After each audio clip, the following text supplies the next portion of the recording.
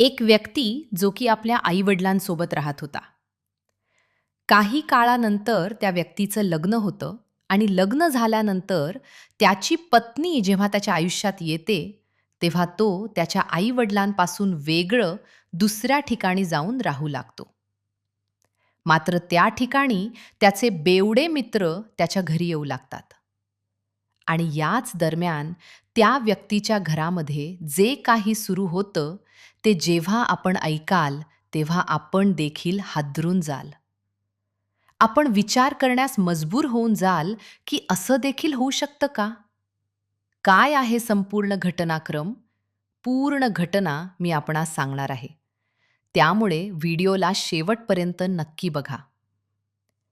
आजच्या आपल्या सत्य घटनेची सुरुवात होते नाशिकमधून. इथे असलेल्या अंबड परिसरात राहणारा सचिन आपल्या आई-वडिलांसोबत आपल्या कुटुंबात मस्त आनंदाने राहत होता. मेहनत मजुरी करून घर खर्च चालवत होता. 2018 मधली ही गोष्ट असते. सचिन आपल्या मित्रांसोबत एका लग्न कार्याच्या ठिकाणी जातो.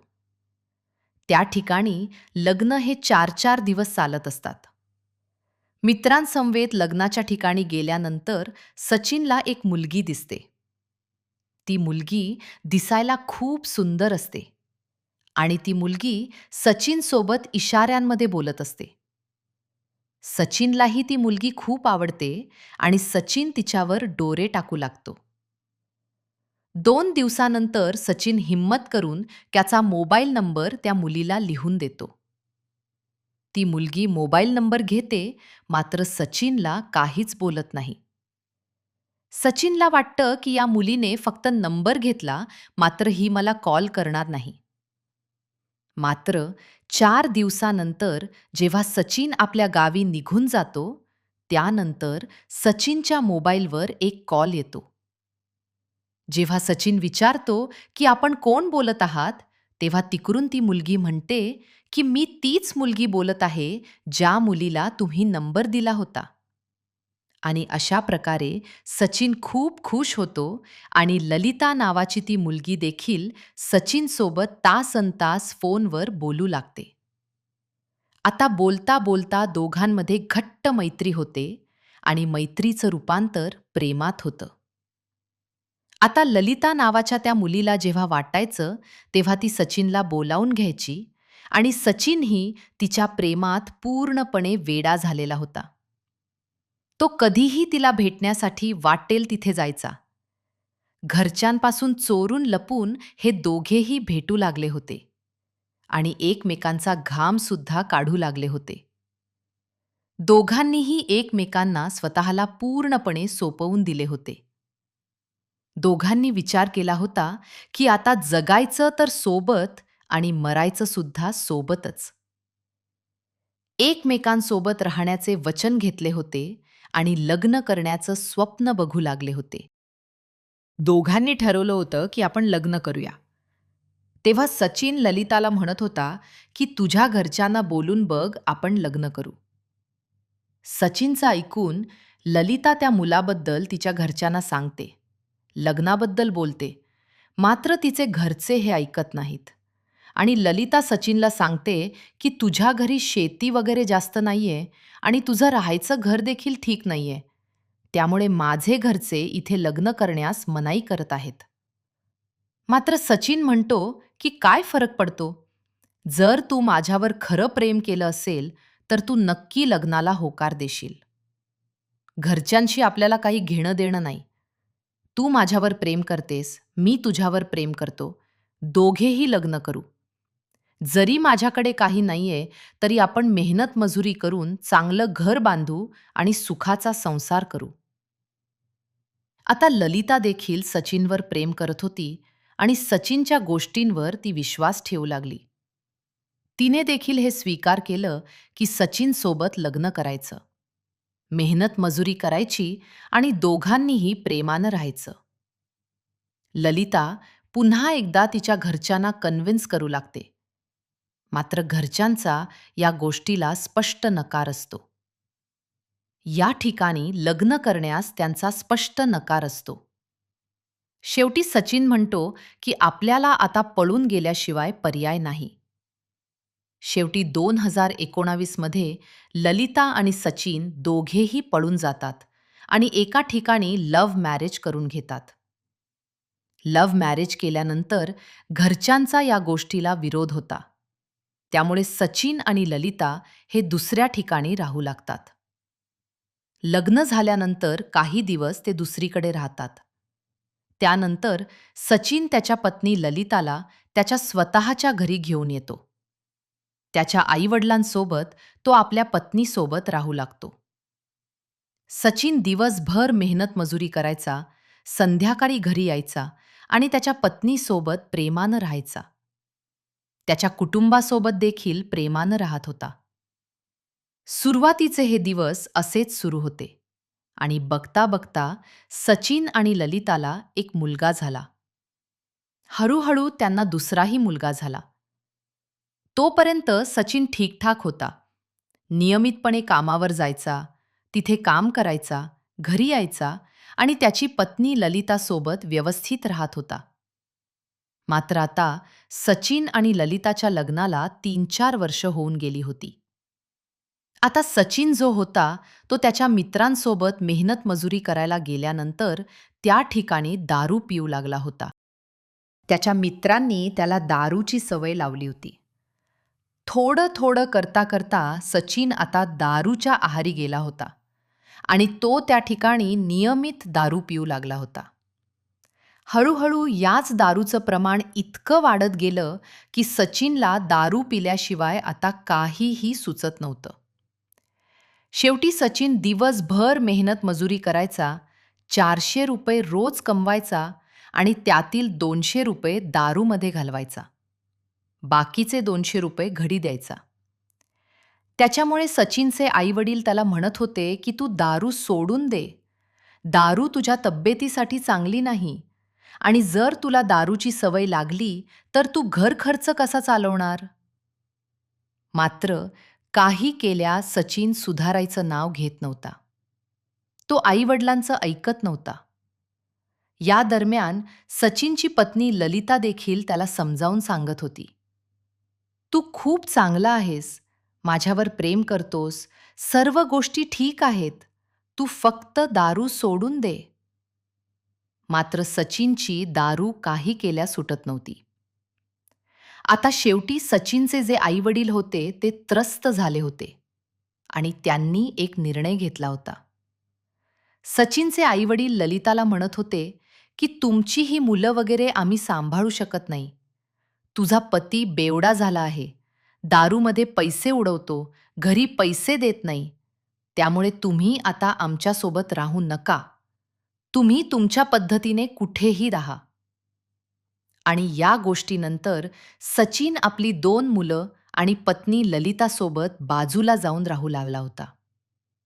स्वतःच्या एका झोपडीमध्ये, एका छोट्या घरामध्ये तो आपल्या पत्नी आणि मुलांसोबत राहू लागला होता. मात्र त्याची दारूची सवय काही गेलेली नव्हती. दिवसभर 400 रुपये रोजाने काम करून त्यातील 200 ते 300 रुपये दारूमध्ये उडवायचा आणि उरलेल्या 100 ते 200 रुपयांमध्ये त्याचा घर खर्च चालवणं त्याला आता अवघड होऊन बसलं होतं. त्यामुळे सचिन आपल्या पत्नी ललिताला म्हणतो की आता तू देखील मेहनत मजुरी करणं सुरू कर, जेणेकरून आपला घर खर्च चालेल. ललिता देखील एक हुशार आणि समजूतदार मुलगी होती. तिनेही विचार केला की खरंच मी देखील काम केलं पाहिजे. आणि ललिता देखील आता मेहनत मजुरी करायला लागली होती. मात्र सचिन जेव्हापासून आईवडिलांपासून वेगळं राहत होता, तेव्हापासून त्यानं त्याच्या मित्रांकडून आणि अनेक ठिकाणांहून कर्ज घेतलेलं होतं. आणि त्याच्या खांद्यावर कर्जाचा डोंगर झाला होता. त्यातल्या त्यात त्याला दारूची सवय होती आणि त्यानं ज्या मित्राकडून 10,000 रुपये घेतलेले होते, तो मित्र सचिनला भेटतो आणि सचिनकडे पैसे मागू लागतो. तेव्हा सचिन म्हणतो की मी आता माझ्या पत्नी आणि मुलांसोबत एकटा राहतो. आम्हाला घरखर्च चालवणं देखील मुश्किल आहे. मी 10,000 रुपये लगेच देऊ शकत नाही. तेव्हा त्याचा मित्र म्हणतो की "मी ऐकलं आहे की तुझी पत्नी ललिता, म्हणजे माझी वहिनी, आता मेहनत मजुरी करू लागली आहे." तेव्हा सचिन म्हणतो, की "हो, घर खर्च चालवण्यासाठी मेहनत मजुरी करणं गरजेचं आहे." मात्र त्याचा मित्र म्हणतो, की "आता तुम्ही दोघेही कमवत आहात, तर मला माझे पैसे देऊन टाका." मात्र सचिनकडे कसलेही पैसे उरत नव्हते, कारण सर्व पैसा तो दारूमध्ये उडवत असायचा. तेव्हा सचिनचा मित्र त्याला म्हणतो, की "मी तुला ते 10,000 रुपये सोडून देऊ शकतो. फक्त तू जर एक काम केलंस तर." सचिन म्हणतो, की "काय काम करावं लागेल?" तेव्हा त्याचा मित्र म्हणतो, की "तुझ्या पत्नीसोबत मला काही वेळ घालवायचा आहे." तेव्हा सचिनला राग येतो. सचिन जरी बेवडा झाला होता, मात्र त्याचा सन्मान अजूनपर्यंत जिवंत होता. सचिन म्हणतो, की "तुझी हिंमत कशी झाली? पैशांसाठी तू अशी डिमांड कशी करू शकतोस?" सचिनच्या मित्रांनाही माहिती होऊन गेलं होतं, की सचिनला दारूशिवाय राहवत नाही. सचिनचा मित्र त्याला सर्वात पहिले एक खंबा देतो आणि म्हणतो, की "अशी दारू तुला मी 4 ते 5 दिवस अनलिमिटेड फ्रीमध्ये पाजेन आणि वरून तुला दिलेले ते 10,000 रुपये देखील मी विसरून जाईन. फक्त माझ्यासाठी तेवढी गोष्ट कर." आता सचिन विचारात पडतो आणि त्याला त्या दारूपुढे दुसरं काहीच दिसत नाही. दारू मिळणाऱ्या उद्देशानं सचिन म्हणतो, की "ठीक आहे, आज संध्याकाळी तू खंबा घेऊन माझ्या घरी ये." आणि जशी संध्याकाळ होते, तसं सचिन आणि त्याची पत्नी ललिता घरी आलेले असतात. घरी ललिता जेवण वगैरे बनवते, मुलांना जेवू घालते आणि सचिनला देखील जेवायला देते. मात्र सचिन जेवण करत नाही. सचिन तिला सांगतो, की "माझा एक मित्र येतोय." आणि जशी रात्र होते, तसं ललिता आणि सचिनची मुलं झोपून जातात. ललिता देखील तिच्या रूममध्ये झोपून जाते आणि त्यानंतर सचिनचा मित्र त्याच्या घरात येतो. घरात आल्यानंतर दोघेही त्या ठिकाणी दारू पिऊ लागतात. आणि जसं सचिनचा मित्र त्याला भरपूर दारू पाजतो, त्यानंतर तो सचिनला म्हणतो, की "आता तुला मी इतकी दारू पाजली, 10,000 रुपये सोडून दिले, आता तरी मला पाहिजे ती गोष्ट करू दे." तेव्हा हा सचिन दारूच्या नशेमध्ये असतो. तो म्हणतो, की "जा, तिकडे ललिता झोपलेली आहे, तिथे जाऊन तुला जे करायचं ते कर." त्यानंतर सचिनचा मित्र सचिनजवळून उठून ललिताच्या रूममध्ये जातो. ललिताच्या रूममध्ये गेल्यानंतर तो दरवाजा आतमधून लावून घेतो आणि त्या ठिकाणी तो ललिताला चोळायला सुरुवात करतो. तेवढ्यात ती उठते आणि त्याला बाजूला ढकलते. पण तो काही ऐकत नाही, कारण सचिननं त्याला परवानगी दिली होती. शेवटी तो तिच्या तोंडात बोळा कोंबतो आणि तिची साडी वर करतो. इकडे सचिन हा दारू पिण्यात व्यस्त होता आणि आत त्याच्या बायकोवर अक्षरशः बलात्कार होत होता. आणि त्या नालायक माणसाला याबद्दल काहीच वाटत नव्हतं. 1 तास तिचा आनंद घेतल्यानंतर तो मित्र शेवटी बाजूला होतो आणि त्या खोलीतून बाहेर येतो. आता जसा दुसरा दिवस होतो, तशी सचिनची पत्नी ललिता पुन्हा कामावर जाते.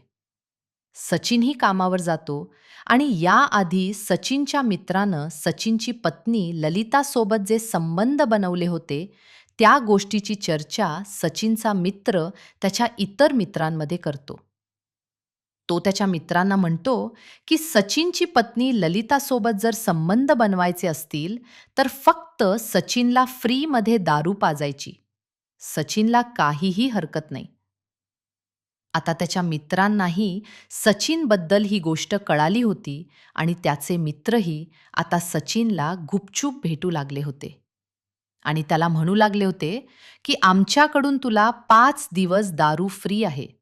फक्त तुझ्या पत्नीसोबत आम्हाला काही वेळ घालवायचा आहे." तेव्हा हा निर्लज्ज सचिन त्या ठिकाणी त्या मित्रांना सहज होकार द्यायचा आणि रात्री खंबे घेऊन या असं सांगायचा. आणि त्याचे मित्र देखील आता त्याच्या पत्नीचा गैरफायदा घेऊ लागले होते. आणि सचिन घरामध्ये बसून दारू पीत असायचा आणि हे लोक एक एक करून ललिताचे लचके तोडत असायचे. ललिता खूप शांत होऊन गेली होती. तिला सहन करण्याशिवाय दुसरा पर्याय नव्हता. तिला या गोष्टी सहन तर होत नव्हत्या, मात्र तिला आता कोणाचाही आधार नव्हता. तिनं सुरुवातीला सचिनसोबत लव्ह मॅरेज केलं होतं. तिच्या आई-वडिलांचं म्हणणं डावलून ती सचिनसोबत पळून आली होती. त्यामुळे ती तिच्या घरी जाऊ शकत नव्हती. तिच्या आई-वडिलांना भेटू शकत नव्हती आणि त्यांना काही सांगूही शकत नव्हती. ललिता पूर्णपणे एकटी पडलेली होती. तिच्यावर वारंवार अत्याचार केले जात होते. पती बसून दारू पीत हे सगळं बघत बसायचा. मात्र ललिताला आता यामधून बाहेर पडण्याचा कोणताही मार्ग दिसत नव्हता. आता 2025 सुरू झालं होतं. ललिताला कधीही वाटलं नव्हतं की तिच्यासोबत भविष्यात असं काही होईल. मात्र तिच्यासोबत हे सगळं घडत होतं. तिला नरकमय जीवन या ठिकाणी जगावं लागत होतं. 2 ते 3 दिवसांपासून सचिनची तब्येत खराब होती. सचिन सतत झोपलेलाच असायचा. 1 ऑक्टोबर 2025च्या दिवशी ललिता तिचा पती सचिनला उठवण्यासाठी जाते, तर तिचा पती झोपेमध्येच मृत अवस्थेत पडलेला असतो. तब्येत खराब असल्यामुळे सचिनचा त्या ठिकाणी अंत झालेला असतो. ललिता पती वारलेला बघून त्या ठिकाणी रडत असते. ललिताची मुलंही त्या ठिकाणी रडत असतात, कारण मुलं अनाथ झालेली होती. ललिता आणि मुलांच्या रडण्याचा आवाज ऐकून बाकीचे लोक त्या ठिकाणी जमा होतात आणि नंतर ही गोष्ट पोलीस स्टेशनपर्यंत जाते. पोस्टमॉर्टम केलं जातं. त्यानंतर अंत्यविधी पार पाडण्यात येतो. ललिता खूप रडत असते. तिच्या मुलांकडे बघून तिला खूप वाईट वाटत असतं. मात्र तिच्या हातात काहीही नसतं. सचिनचे 10वे संस्कार वगैरे सर्व पार पडले होते. आता सचिनचा मृत्यू होऊन 13 दिवस झाले होते. सर्व गोष्टी घडून गेल्यानंतर ललिता आता आपल्या मुलांसोबत एकटीच राहू लागली होती. तिने ठरवलं होतं की आता जरी पती गेला असला, आधार गेला असला, तरी या मुलांची काळजी ही आपल्यालाच घ्यावी लागेल. आता यांचा बापही मीच आणि यांची आईही मीच असणार. त्यामुळे मुलांचं शिक्षण वगैरे करण्यासाठी, त्यांचं पालन-पोषण करण्यासाठी ती आता मेहनत मजुरी करू लागली होती. आता 19 ऑक्टोबर 2025चा दिवस येतो. पोलिसांनी बॉडीचं पोस्टमॉर्टम केलेलं असतं आणि पोस्टमॉर्टम रिपोर्टमध्ये सचिनचा गळा दाबून हत्या केल्याचं निष्पन्न होतं. त्यानंतर पोलीस विचार करतात की सचिनची पत्नी ललिता म्हणत होती की सचिन 2 ते 3 दिवसांपासून आजारी होता, मात्र या ठिकाणी स्पष्ट दिसतंय की सचिनचा गळा आवळून हत्या करण्यात आली आहे. पोलिसांना सरळ सरळ संशय सचिनची पत्नी ललितावर येतो आणि तिला पोलीस स्टेशनमध्ये घेऊन जाण्यात येतं. जेव्हा तिला पोलीस स्टेशनमध्ये आणण्यात येतं, तेव्हा तिची चौकशी सुरू होते. सुरुवातीला मुलांची आठवण येऊन ललिता पोलिसांना काही सांगत नसते. मात्र पोलीस जेव्हा त्यांचे खाक्या दाखवतात, तेव्हा ललिता त्या ठिकाणी जोरजोरात रडू लागते आणि संपूर्ण घटनाक्रम पोलिसांना सांगू लागते. पोलिसांना ती सांगते की सचिन आणि मी घरच्यांच्या विरोधात लव्ह मॅरेज केलं होतं. 2019 मध्ये आमचं लग्न झालं. आम्ही दोघे खूप खुश होतो. सचिन मला खूप जीव लावायचा. पण कालांतराने त्याला दारूचं व्यसन लागलं आणि तो दारूच्या इतक्या आहारी गेला की त्याचे मित्र त्याला दारू द्यायचे आणि त्या बदल्यात तो मित्रांना माझ्यासोबत झोपायला सांगायचा.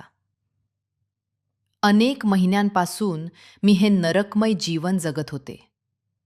मी आईवडिलांकडे जाऊ शकत नव्हते आणि माझं दुःख कोणालाही सांगू शकत नव्हते.